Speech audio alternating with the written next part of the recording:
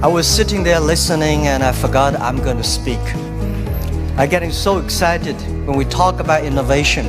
It's something that in the past 20 years, people say, Jack, what are you doing? I call myself innovation. But most people say you're crazy. You're doing something never exists. And I'm very, very honored to be invited here today. I think I want to say great congratulations for this great innovation center, the opening.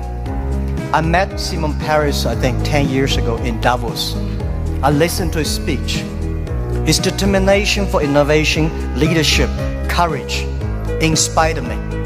I would say many of the things that Alibaba doing that needs courage, needs determination, needs leaderships.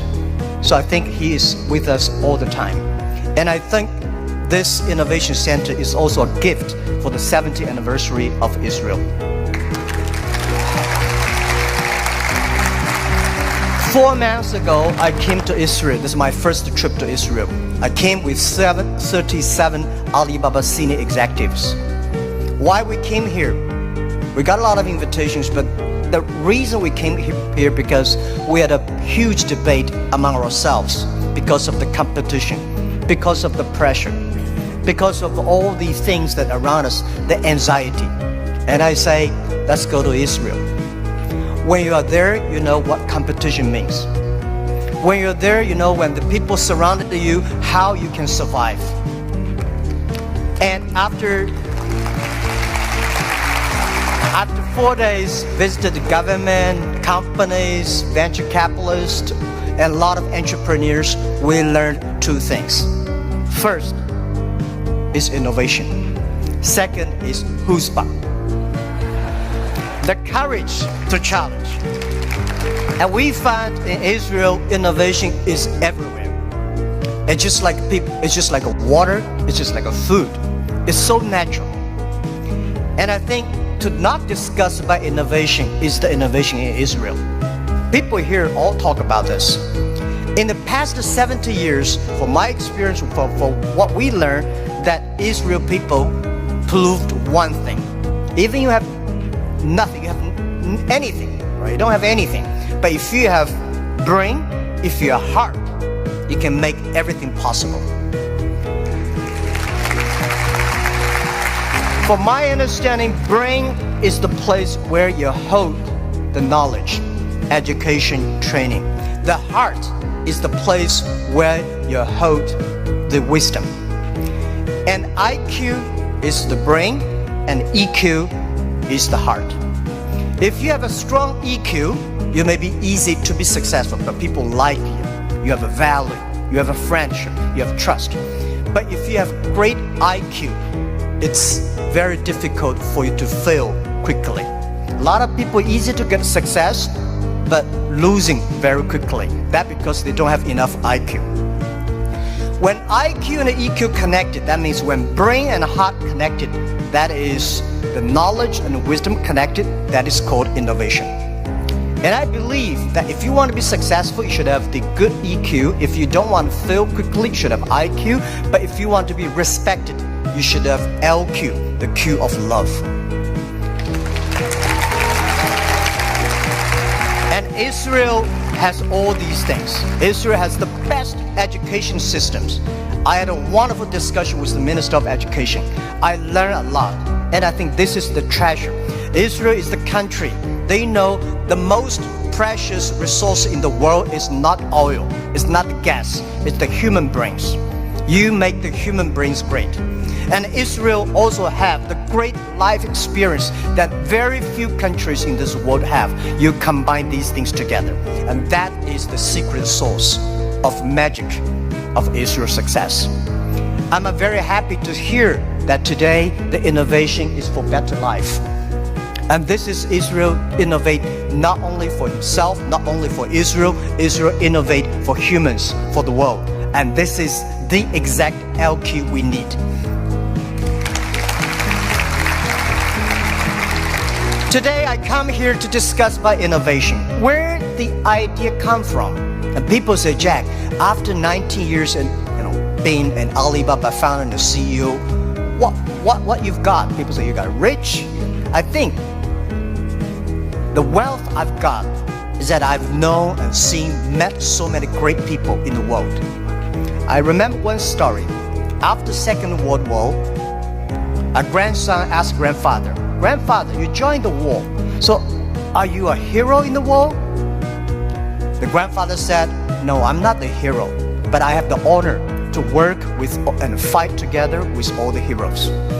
I'm lucky enough in the past 19 years, I have the honor to meet so many great leaders and make so many great entrepreneurs, innovators.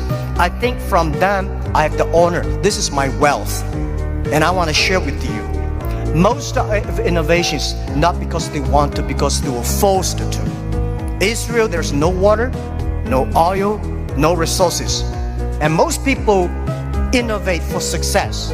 And I find Israel people innovate for survive. You don't have diamond, but you have the biggest diamond exchange in the world. And you don't make cars, but you have the best car technology in the world. You don't have water. And first time 4 months I heard that you are one of the biggest export of vegetables and fruits to the Europe. And you don't have water. That's amazing. And the other thing is that Alibaba, people say, "Jack, you are amazing. How could you make such a huge investment in 9 years ago to develop cloud computing? And you know nothing about technology." That is true. I know nothing about technology. I'm scared of technology. So I was the first the product tester of my company, because I said, if I can use it, 80% of people can use it. If I cannot use it, 80% don't want to use it. So 9 years ago, I know if we do not develop technology on cloud computing, Alibaba will bankrupt, because we cannot afford the cost of IBM and Oracle. The cost of using this IT so too expensive for us. So we have to innovate. We have to design a technology that is simple enough. If we can using that technology simple and cost effective, not only for Alibaba, it's also going to support millions of small business. We were forced. And the other thing is that, we have 11/11. November 11 is the largest shopping day of China.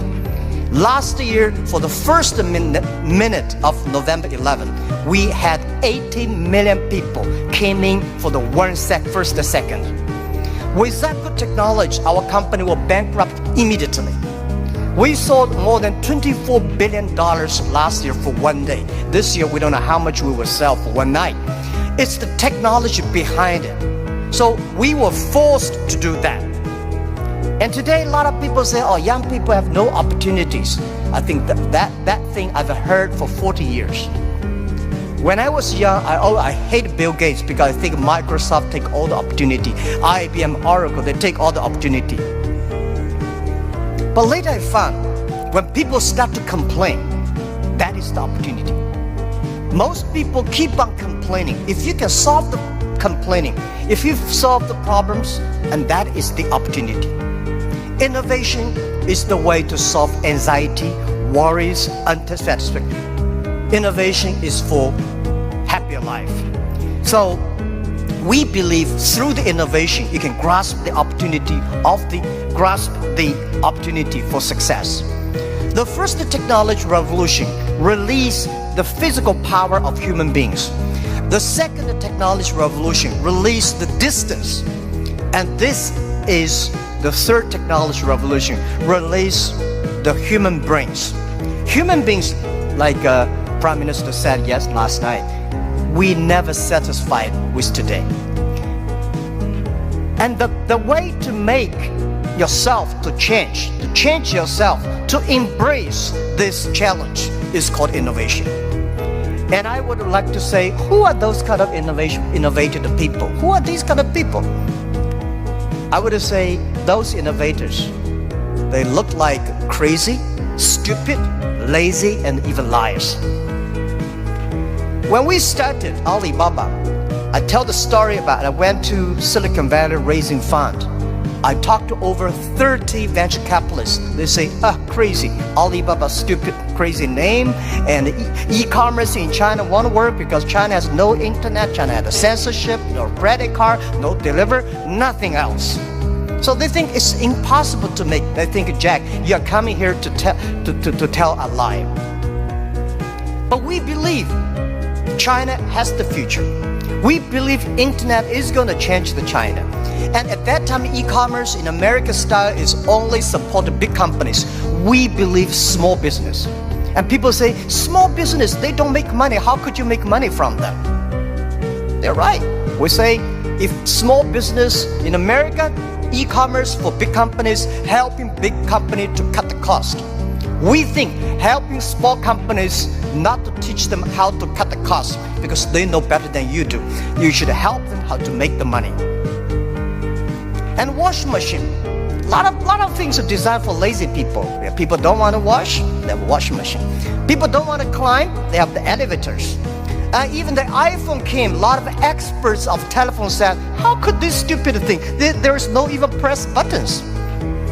When Bell started to sell his telephones, a famous newspaper in America tell the policeman, please arrest that guy because he's cheating the people. So innovative people are believers. Most people seeing is believing. People like us, we believe and we seal it. Innovators, they are not one person, they are a group of people. So when you invest in money in somebody, you should see, does this guy have followers? If you have a group of people who are crazy like him, that would be great. I remember early 2000, I went to the United States to talk about and make my speech about internet in the future in China. I believe internet population in China will be bigger than the USA. People say, that is not true. My reason was very simple. China have 1.4 billion people. USA have only 300 million people. Make everybody online, 300 million, right? So China has a huge potential for that. But one of the guys said, Jack, what you're talking about, internet companies should have values and mission, that is crazy. And I say, sir, please come to my company. So he came to Hangzhou, my company, spent 1 week, and the day he left, he said, Jack, I know you're crazy, but I found 100 people in your companies, they're all crazy. Crazy people don't think they're crazy, they think people outside they're crazy. So, and most of the innovators are not very successful people, because successful people very difficult to change. I never try to convince successful people. They will tell you how they succeed, they will continue to do this. Those people who don't succeed, they always want to succeed. So one of the reasons why Alibaba succeed 20 years ago, we never try to convince those people who are successful. We try to spend time on the people who are 18 years old, 20 years old, they are not successful. So 20 years later, they become successful, we become successful. That is how we did it. Now most of the people who buy online, they are 35 to 40. 20 years ago, they only spent $2. Now they spend $3,000. That is the difference. Innovation has nothing to do with the technology. Technology is just a way to do it. When we talk about innovation, everybody thinks, high technology. It's not about that. Innovation, everybody can do it. Right? Those people who do not know anything like technology, like me, we can find those people, rely on these people, try those people who have the technology. In our site, our Alibaba site, there's one guy selling shoes 48 inches only. And I say, how can this guy sell shoes for 48 inches? And we find out he's very innovative, because people with 48 inches feet, difficult for him to buy shoes in the shops. There's only one on the online. And there are a lot of innovative ways. Those guys design, lazy guys, they watch TV lying on the sofa. So they design a specific glass that you can lie on the sofa, watch the on TV. They sell perfectly. And there are also some guys helping people to write letters to say goodbye to boyfriends and girlfriends, and writing resign letters to bosses. There are a lot of crazy, interesting ideas. They are all wonderful sellers. And most of the innovations today are only talk. Innovation, they think it's an idea. Entrepreneurs make the innovation reality. So we have to show a real entrepreneur have to believe in the future, have to suffer, have to be ready for the terrible lives in the future. So I believe everybody has the ability of innovation, but you just don't spend the time to discover that. And lastly, very important, is the government. Now, we are entering into a new world. This world is going to be very complex, very disrupted, and every technology revolution caused world problem. The first technology revolution caused World War I. The second technology revolution caused World War II. Now we are in the third technology revolution. We should not have a third world war. But if there is a third world war, it should be the war against poverty, disease, and environment. These are the things that human beings should fight together and work together. A government should to lead, not to govern. The government should empower and protect the innovation, not control the innovation. And I think the best investment for tomorrow is education. In the past 20 years, thank you. In the past 20 years, we make people like machines. Next 20 years, we will make machines like people. You like it or don't like it, we have to change ourselves. This thing is coming. What we should do to change our education systems, to teach our kids they can do the things the machine cannot do. This is the thing. It's concerned to every family, and every government should pay attention to that. And I think government should also encourage entrepreneurships. I really appreciate Prime Minister yesterday talk about entrepreneurs. It's the entrepreneurships that make ideas reality. Innovation is always going to be destroyed of yesterday. A lot of people who were successful yesterday will not like it. So government should know what not to do. Let me tell you one story. In 1860s, when UK had first the cars came in, automobile coming, they destroyed a lot of jobs of these horsemen. Horsemen at that time are the main jobs of the society. These are white-collar people.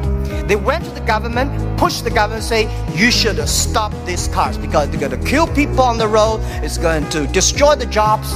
So the government passed a law called Red Flag Bill. They do not allow any car drive faster than 7 miles per hour. And they should always follow behind the horses. That stop it. Protect the people for some groups of people's interest, but destroy the whole industry. And the other thing, innovation is interesting, and it's also going to stop by a lot of people. People don't like it. I went to the Museum of Basketball. You know, basketball used to have a basket. People threw the ball inside and with a ladder to take the ball out. This thing has been last for 18 years. And there's one guy said, why not cut the bottom? And it could be easier. It's a great idea. Much more, basketball become more competitive, but people hate it. It's the people who hate it the most were the guy who with the ladder. He said, I'm losing my job. So this is what I want to say. People start to worry. Artificial intelligence, robots, jobs. But don't worry about it. Human beings are much smarter than machines. Machine can never control because machine only have chips. Human beings have the hearts. I remember 1995 when I studied internet in China. There is a big meeting. There is a small meeting among 24 people in Beijing in the evening for discussing for 3 hours. There are a lot of experts start to discuss about the internet. They think internet is going to destroy this, destroy that. A lot of worries. They think government should control it. Almost 22 years passed. Those things we worried never come up. Those things we did not worry all came up. And I want to say, don't worry about the future. Young people, don't worry about the future. And don't worry about the the size of the machine, I think small business don't worry about, because small business believe small is powerful, small is beautiful. Using innovation, small business can compete anybody in the world. And this is just like Israel. The small is beautiful and small is powerful. So my point is that rely on the young people, rely on the small business. Believe the future. Be optimistic. The world is beautiful. Today is just the beginning. But anything, remember, this is my philosophy of life the past 20 years. Today is difficult. Tomorrow is much more difficult. But day after tomorrow is beautiful. Most people die tomorrow evening. Thank you very much.